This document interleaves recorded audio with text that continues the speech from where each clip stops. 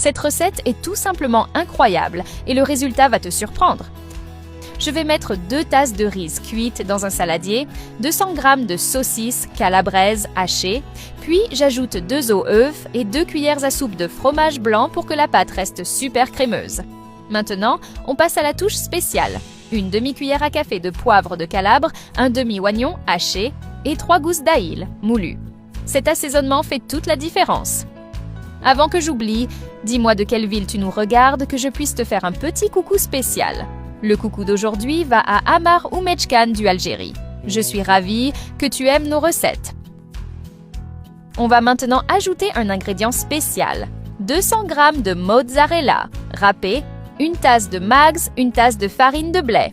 Je mélange tout très bien jusqu'à former une pâte homogène. Pendant que je mélange, regarde comment tous les ingrédients se linent. La farine de blé absorbe l'humidité du fromage blanc et des œufs et le max apporte cette petite surprise de texture une fois frit. Ne te précipite pas à cette étape. Si la pâte n'est pas bien homogène, les boulettes de riz risquent de se défaire à la friture. Je termine en ajoutant du persil à volonté parce qu'une touche de fraîcheur, c'est toujours sympa.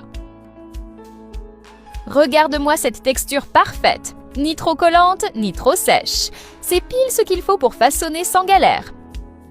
Et je sens déjà ce délicieux parfum de saucisse avec de l'ail. La pâte est prête pour la friture sans partir en morceaux. Le résultat final est croustillant à l'extérieur et crémeux à l'intérieur. Maintenant, la meilleure partie, avec les mains légèrement huilées, je prends de petites portions de pâte et je les façonne en boules.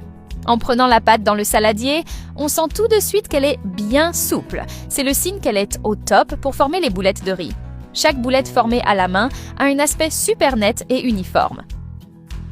Regarde comme elle est parfaite. Dans une casserole, je mets un peu d'huile, juste assez pour faire frire la recette.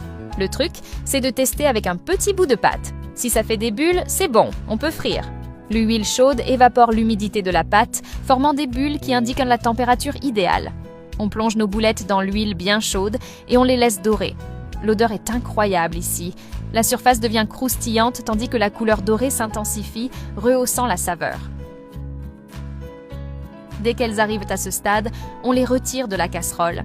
Je laisse l'excès d'huile s'écouler sur du papier absorbant. Regarde-moi cette perfection. Une croûte croustillante, du fromage fondu à l'intérieur. C'est impossible de s'arrêter à une seule. Pour couronner le tout, je sers avec un peu de ketchup. De la mayonnaise épicée ou de la sauce au poivre sont aussi de super options. Chez moi, cette recette est déjà devenue une routine. À chaque fois que j'en fais,